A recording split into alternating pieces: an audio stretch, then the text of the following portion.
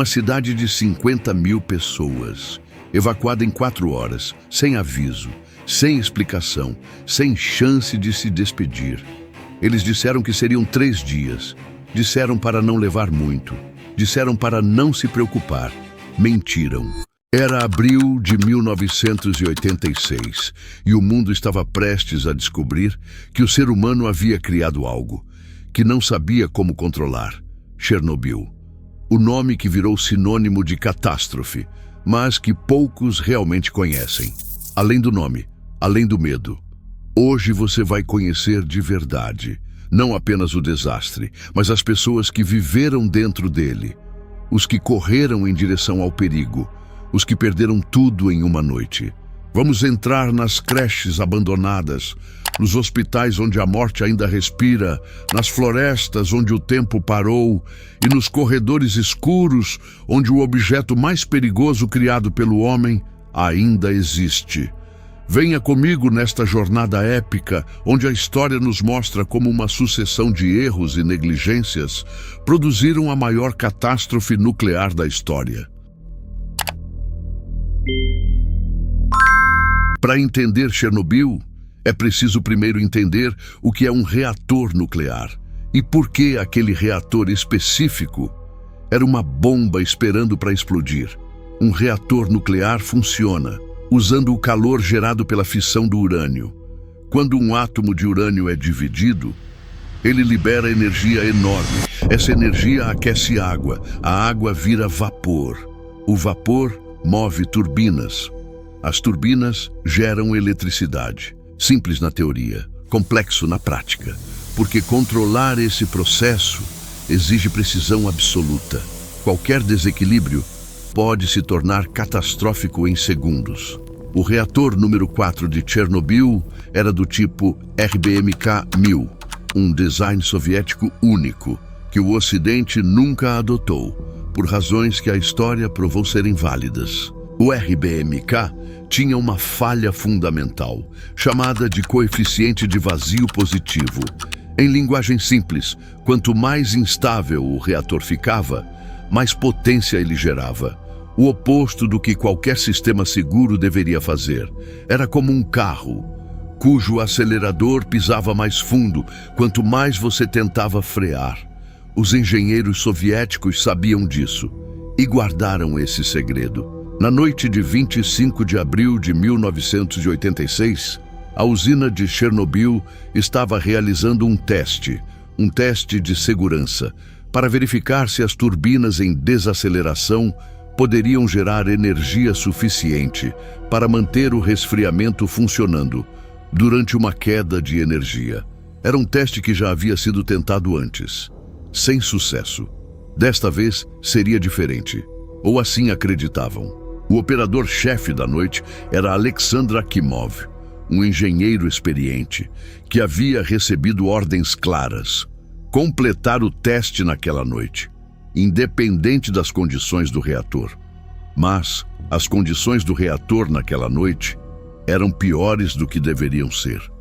O reator havia sido colocado em potência baixa horas antes, e ao tentar aumentar a potência novamente, algo deu errado. O reator estava envenenado, não por substâncias químicas, por xenônio, um gás produzido durante a operação normal, que absorve nêutrons e suprime a reação nuclear. Em condições normais, o operador esperaria horas, até o xenônio se dissipar naturalmente. Mas havia pressão para concluir o teste, e Akimov tomou uma decisão que mudaria a história. Akimov, are we calling the reactor core? We shut it down, but the control rods are still hot. They're not all the way in. I disengaged All right, the clutch. I'll disconnect the servos from the standby console. You two, get the backup pumps running. We need water moving through the core. That is all that matters. There is no core. It exploded. Ele retirou quase todas as barras de controle do reator. As barras de controle são hastes de material absorvente, inseridas no núcleo para reduzir a reação, retiradas para aumentá-la. O protocolo exigia no mínimo 15 barras inseridas. Akimov operava com menos de 8. Era como remover os freios de um trem, que já estava descendo uma ladeira. O reator estava instável. operando no limite do controlável, e o teste ainda nem havia começado. Às 1h23 da madrugada de 26 de abril, o teste foi iniciado. As bombas de água foram desligadas. O vapor aumentou no núcleo, e o coeficiente de vazio positivo fez o resto. A potência começou a subir, rapidamente. Akimov ordenou a inserção emergencial das barras de controle, mas havia outro problema com o design soviético. As barras demoravam 20 segundos para serem inseridas completamente. 20 segundos, uma eternidade. Nos primeiros segundos após o comando, a potência do reator saltou para 30.000 megawatts, 10 vezes o limite máximo seguro. O que aconteceu nos próximos instantes ainda é debatido por físicos nucleares, mas o resultado é indiscutível. Após apenas 40 segundos, a primeira explosão. Uma explosão de vapor. A pressão acumulada no núcleo arrancou a tampa de aço do reator, uma estrutura de 1.000 toneladas, lançada para o ar, como se fosse papel. 2 a 3 segundos depois, a segunda explosão, maior, mais devastadora, possivelmente nuclear. O núcleo do reator, exposto diretamente para a atmosfera.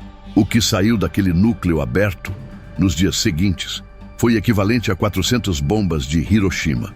Não em força destrutiva imediata, em material radioativo liberado lentamente para o ar, a água e o solo. Estrôncio 90, césio 137, iodo 131, plutônio 239. Nomes que os moradores de Pripyat nunca precisaram saber, até aquela noite.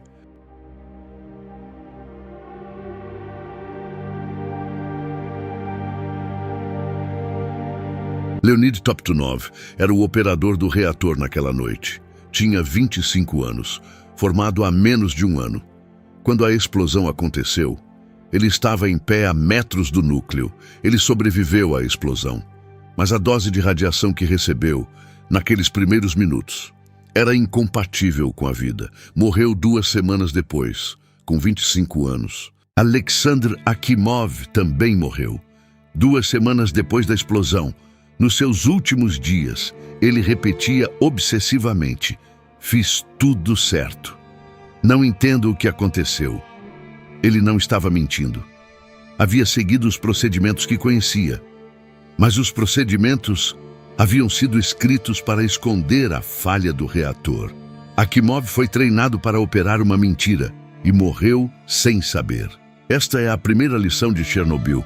Não é sobre incompetência individual, é sobre sistemas que protegem a si mesmos, às custas das pessoas que operam dentro deles. Os primeiros bombeiros chegaram em minutos, sem equipamento de proteção adequado, sem informação sobre o que estavam enfrentando. Foram chamados para apagar um incêndio. Vasily Ignatenko era um deles, 27 anos, recém-casado. Sua esposa, Lyudmila, estava grávida. Ele chegou em menos de 10 minutos após a explosão. Subiu no telhado do reator destruído. Pisou no grafite espalhado pelo chão, sem saber que cada pedaço de grafite emitia radiação suficiente para matar em horas. Os bombeiros descreveram sensações estranhas. Gosto de metal na boca, pele queimando como sol intenso. Mas era noite, e aquele calor não vinha do céu. Alguns começaram a vomitar ainda no local, sinal clássico de síndrome aguda de radiação. Mas eles continuaram trabalhando, porque não sabiam e porque não havia mais ninguém para tomar seus lugares.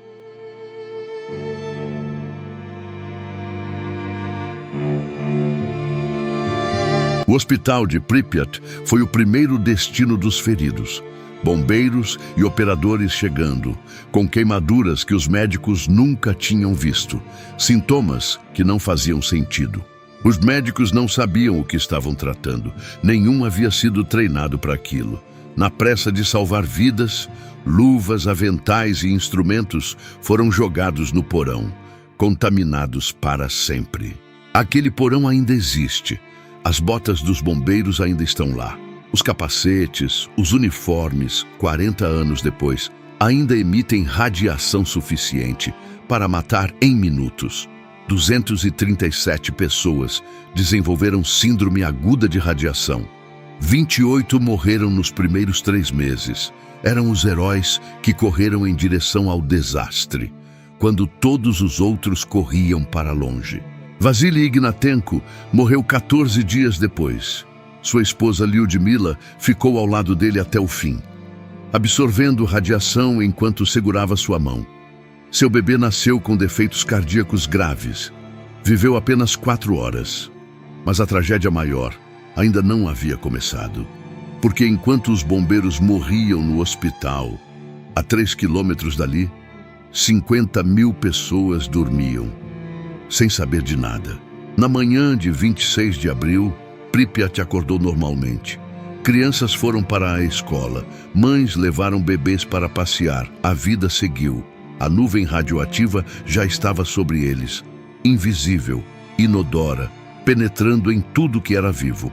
Mas as autoridades soviéticas decidiram não contar para evitar o pânico, para proteger a imagem do programa nuclear. Os dosímetros nas ruas foram configurados para não mostrar os níveis reais. A verdade foi escondida, enquanto as pessoas respiravam veneno, enquanto crianças brincavam na chuva radioativa, enquanto agricultores plantavam batatas em solo contaminado. Um médico que trabalhava na cidade vizinha viu a nuvem se deslocar. Via como a chuva radioativa caía sobre campos onde as pessoas trabalhavam e não podia dizer nada. As pessoas plantavam batata, ele disse anos depois, e eu sabia.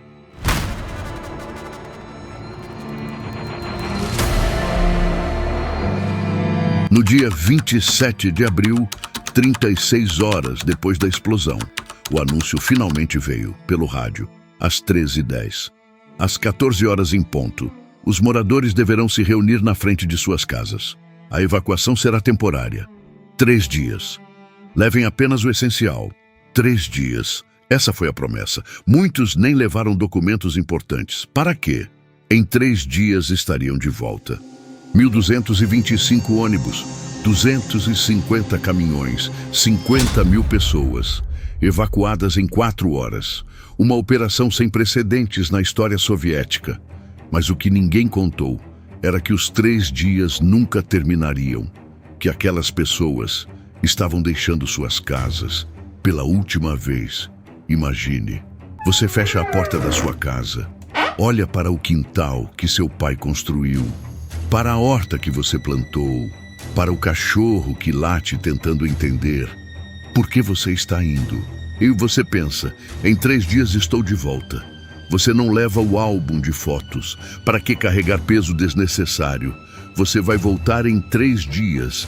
Um carpinteiro que construiu sua casa, tijolo por tijolo com as próprias mãos, foi um dos últimos a sair. Ele nunca se acostumou com a nova casa. Morreu alguns anos depois, de câncer. Seu filho disse, ele estava tão indignado. Viver tantos anos, construir tudo com as próprias mãos e abandonar assim. Meu pai nunca entendeu por que não pôde voltar. Os cachorros foram os mais difíceis de entender. Não havia espaço nos ônibus para animais. As ordens eram claras, nenhum animal.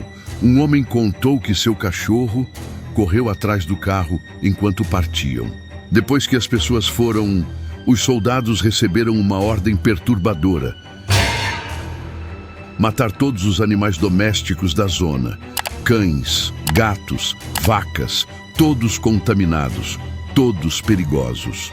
Alguns moradores voltaram dias depois para buscar documentos. Encontraram as ruas vazias, as lojas cheias de mercadorias que ninguém havia levado, carrinhos de bebê abandonados, veículos blindados patrulhando em silêncio. E em alguns lugares, as janelas e portas haviam sido quebradas de propósito, para que as pessoas não tivessem vontade de voltar, para que não parecessem um lar, para que a saudade não fosse forte demais, porque há algo que nenhuma evacuação consegue remover, mais forte que a radiação, mais persistente que o Césio-137. A memória, o pertencimento, o lar.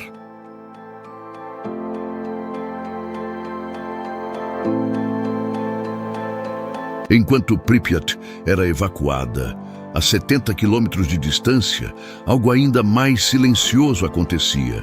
70% de toda a radiação liberada pelo reator não caiu na Ucrânia, caiu na Bielorrússia. O vento levou, e as autoridades soviéticas tentaram esconder isso também. Quase 4.000 cidades e aldeias contaminadas, mais de 2 milhões de habitantes afetados, quase 500 povoados, simplesmente desapareceram do mapa, transformados em cenários para o fim do mundo. Aldeias que um dia tiveram crianças nas ruas, festas nas praças, histórias contadas ao redor do fogo. Hoje essas aldeias ainda existem, não como lugares habitados, como museus involuntários, como feridas que o tempo se recusa a cicatrizar. Entrar nessas aldeias hoje é uma experiência que poucos conseguem descrever adequadamente. Casas com vidros ainda nas janelas, cortinas ainda penduradas, tinta descascando em padrões que parecem arte acidental. Em uma dessas casas, ainda há feno guardado num celeiro, sacos que alguém empilhou com cuidado, esperando o inverno que nunca usou. 40 anos depois, o feno ainda está lá. Em outra casa, uma cadeira ainda está do lado da janela, como se a avó fosse sair a qualquer momento, se sentar e chamar os netos para jantar. A xícara ainda está na mesa, mas é nas escolas que o peso se torna insuportável. Salas de aula com cadeiras enfileiradas, cadernos abertos, réguas e ábacos esquecidos, como se os alunos fossem voltar depois do recreio. Em uma dessas salas, encontraram um plano de aula, anos 77, anos 78, trabalho de laboratório, tarefa de casa, a letra de um professor que um dia voltou para casa e nunca mais voltou para aquela sala. Em outro corredor escolar, um vestiário cheio de sapatos, principalmente infantis, tênis, chinelos. Alguém veio para a aula de educação física e nunca buscou seus sapatos. Aquele aluno tem hoje cerca de 50 anos. Está vivo em algum lugar, tem filhos, talvez netos, e em algum corredor abandonado, seus sapatos de criança ainda estão lá, esperando. As creches são ainda mais difíceis. Quartos pequenos com camas individuais enferrujadas, penicões soviéticos alinhados contra a parede e as bonecas, enfileiradas, olhando para o nada. Algumas ainda estão nos berços, com os olhos abertos, olhando para o teto há quase 4 décadas. Em uma das creches, havia um piano, ainda capaz de produzir som, mas com teclas que a umidade e o mofo transformaram em algo que não deveria ser tocado. Um instrumento que virou monumento.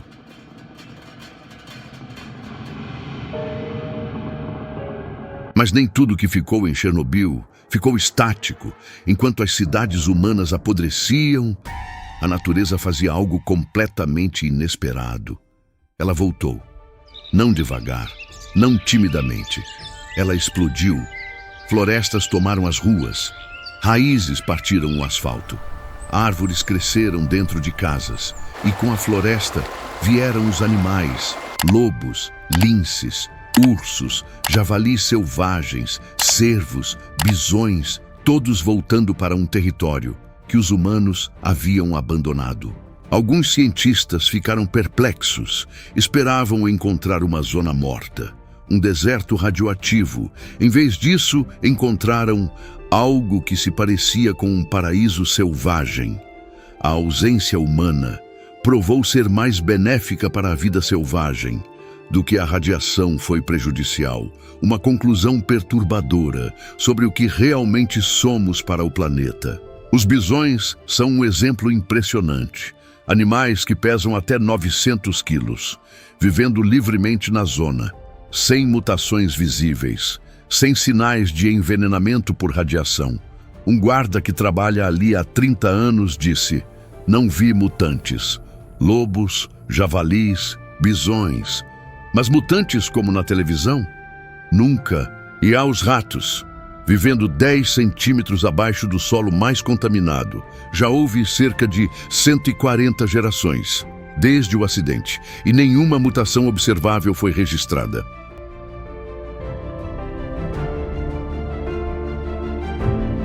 Mas nas águas do rio Pripyat, algo mais estranho ainda está acontecendo. Bagres surgiram, não bagres comuns, bagres colossais. Um bagre comum mede cerca de 1 metro. Esses chegam a medir até 3 metros, 3 vezes o tamanho normal, vivendo em águas que deveriam ser um deserto aquático. O mais perturbador, parecem perfeitamente saudáveis, sem deformidades visíveis, sem tumores, apenas enormes. A explicação mais provável não é a radiação, é a ausência humana. Sem pesca, sem predadores humanos, esses peixes simplesmente crescem. Comem o que querem, vivem quanto tempo querem, dominam um rio que o homem abandonou. Mas isso não explica tudo, porque em outros animais, os efeitos da radiação são bem mais visíveis. Aves que vivem menos tempo, insetos que desapareceram de certas áreas, diversidade genética permanentemente alterada. E há as florestas, que escondem um dos fenômenos mais perturbadores que a ciência registrou em Chernobyl, chamado simplesmente de a Floresta Vermelha. Logo após a explosão, um aglomerado de pinheiros ficou vermelho, como se estivessem em chamas. Mas não havia fogo, era a radiação, queimando por dentro. Os pinheiros morreram, mas não apodreceram. Normalmente, árvores caídas se decompõem em até 10 anos. Ali, após 15, 20 anos, continuavam praticamente intactas. Os cientistas investigaram, descobriram que a radiação havia danificado os fungos e micro-organismos responsáveis pela decomposição. Sem eles, a matéria orgânica parou de se transformar. Mas isso criou um problema grave. Folhas secas acumulando-se por décadas, um risco imenso de incêndio, e um incêndio na Floresta Vermelha. Não é um incêndio comum.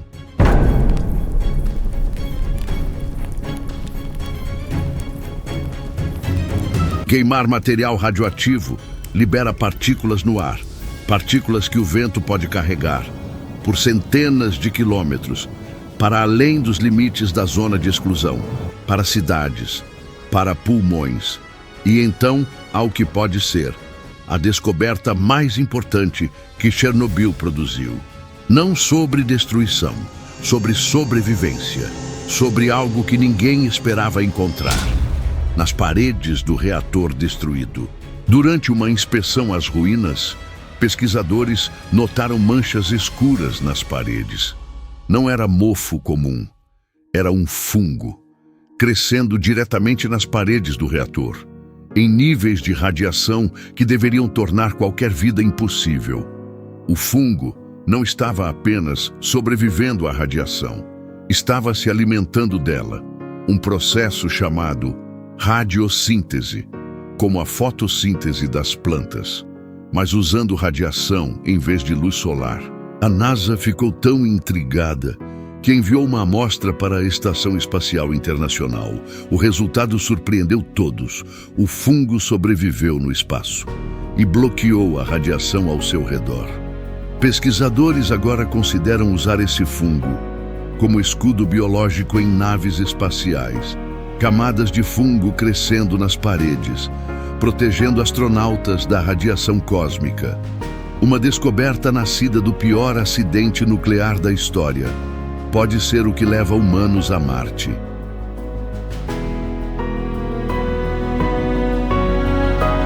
Mas voltemos ao interior do reator, porque há algo lá dentro que os cientistas chamam de o objeto mais perigoso feito pelo homem, que ainda existe na Terra. 8 meses após a explosão, uma equipe entrou num corredor abaixo do reator destruído. O que encontraram ali, ninguém esperava. Uma substância escura e espessa, como lava solidificada. Os trabalhadores a chamaram de pé de elefante. Era uma mistura de tudo o que havia derretido: concreto, areia, aço, urânio, zircônio, fundidos sob temperaturas de 2000 graus Celsius, uma substância que nunca havia existido antes na história humana. Os sensores começaram a apitar imediatamente. 5 minutos de exposição direta seria fatal. Cientistas montaram uma câmera sobre rodas para tirar fotos à distância. Para coletar amostras, usaram um fuzil Kalashnikov. Atiraram no objeto para arrancar fragmentos. Algo inimaginável num contexto científico normal, mas necessário ali. A substância foi identificada como córium, uma das mais raras do planeta. Formada apenas durante acidentes nucleares, registrada apenas 5 vezes na história. Three Mile Island, Chernobyl, Fukushima. Com o tempo, a radiação do pé de elefante diminuiu. Tornou-se possível se aproximar, fotografar, tocar com equipamento adequado. Mas o mistério permanece. Ninguém sabe exatamente como esse material evoluirá. Continua lá, no mesmo corredor escuro. E enquanto o pé de elefante aguarda, há pessoas que escolheram entrar na zona de qualquer forma. Não por necessidade, por escolha. Os chamados stalkers, exploradores clandestinos, que desafiam a radiação e a polícia, pelo prazer de caminhar em um mundo congelado. Alguns apenas querem ver, antes que a natureza engula tudo de vez. Outros buscam relíquias, pedaços de história que ficaram intactos.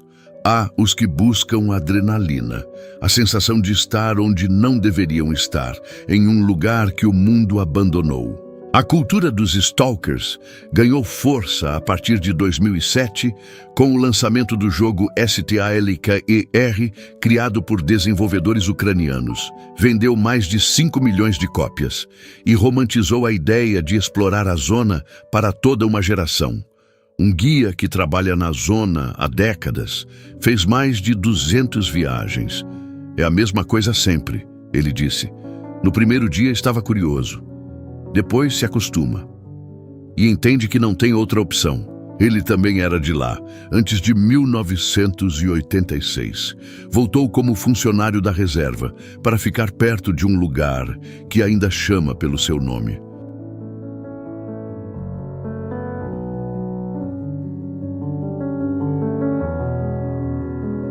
A história de Chernobyl não terminou em 1986. Continua sendo escrita em laboratórios, em hospitais, em corpos de pessoas que estavam lá. 31 pessoas morreram nos dias imediatos ao acidente. A Organização Mundial da Saúde oficializou 4.000 mortes, mas muitos pesquisadores acreditam que o número real de vítimas pode chegar a centenas de milhares. Porque a radiação não mata imediatamente, ela se instala. No césio que se deposita nos músculos, no estrôncio que entra nos ossos, no iodo radioativo que vai para a tireoide e espera.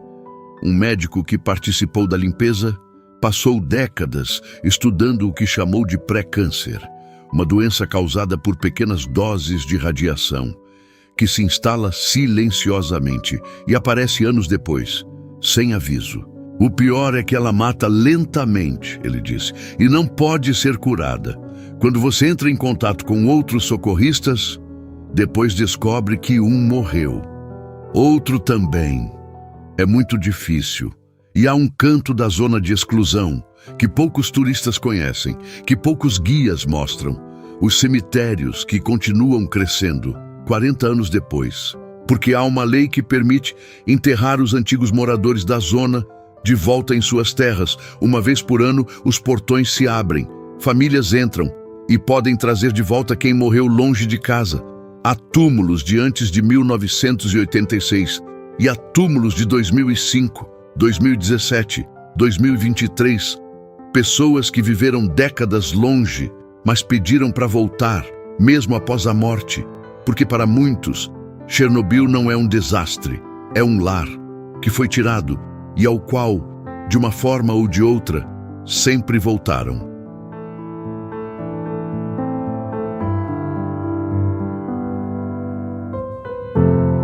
Hoje a usina de Chernobyl está coberta por uma estrutura de aço e concreto, chamada de New Safe Confinement, construída em 2016, com 108 metros de altura, pesando 36 mil toneladas. Projetada para durar 100 anos. 100 anos parece muito tempo, mas o Césio-137, liberado pela explosão, tem meia-vida de 30 anos.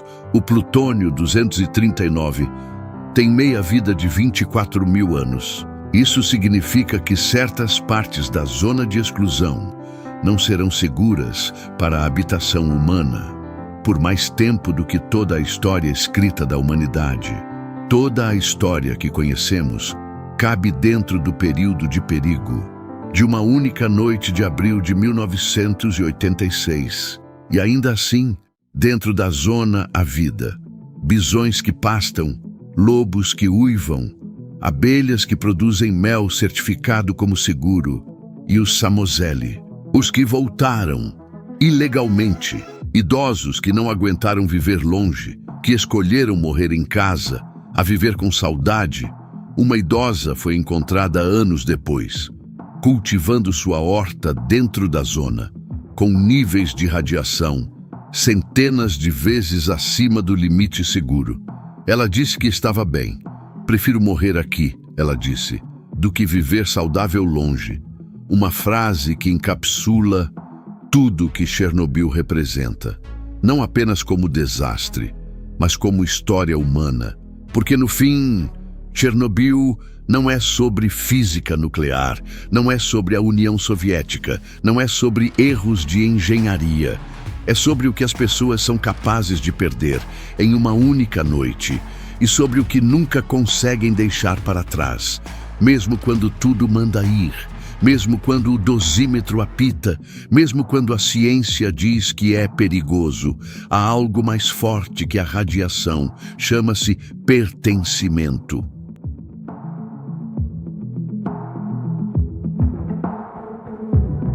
38 anos se passaram, o mundo continuou, novas tecnologias surgiram, novos desastres aconteceram, novas crises dominaram as manchetes, mas Chernobyl continua lá, imóvel, silenciosa, radioativa, esperando. Em algum corredor de escola abandonada, uma mochila ainda está sobre uma cadeira, em alguma creche, uma boneca ainda olha para o teto, em algum porão de hospital, botas de bombeiro ainda emitem radiação.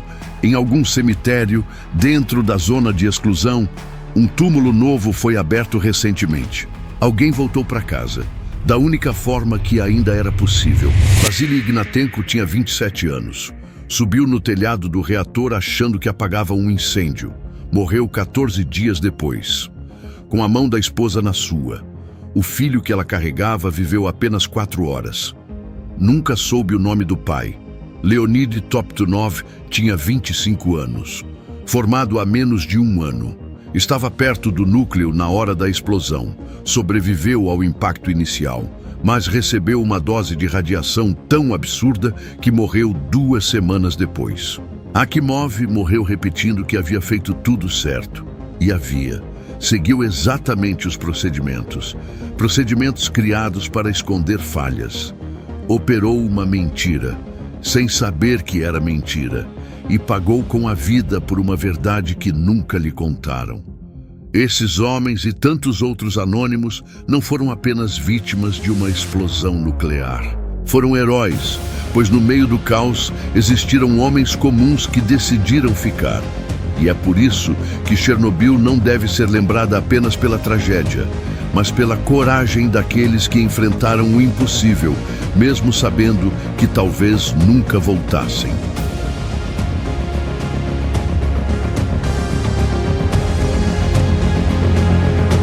Obrigado por ter ficado até aqui.